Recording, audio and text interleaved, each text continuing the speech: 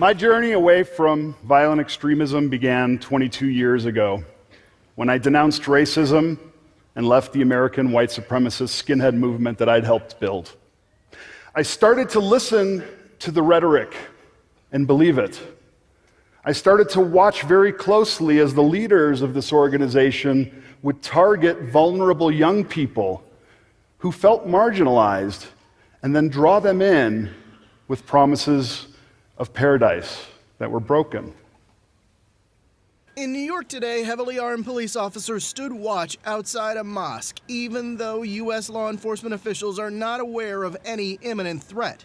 What investigators have seen is a steady rise in right-wing extremism. John Miller is Deputy Police Commissioner at the New York Police Department. We're seeing an increase in the propaganda.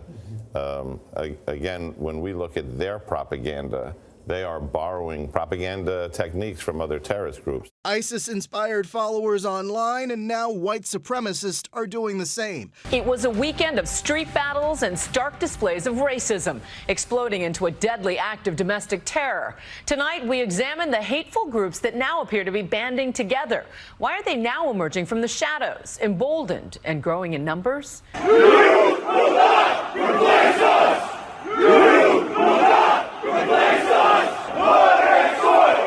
Blood and soil! Blood and soil! Blood and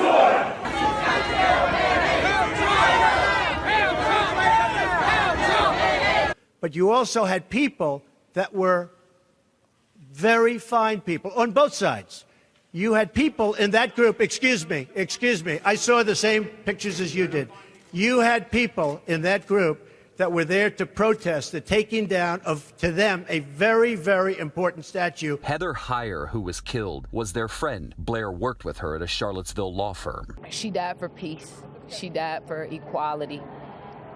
She died because she believed that everyone should get along. Heather Heyer's friends honored her by wearing purple shirts that had a quote from her last public Facebook post: "If you're not outraged, you're not paying attention."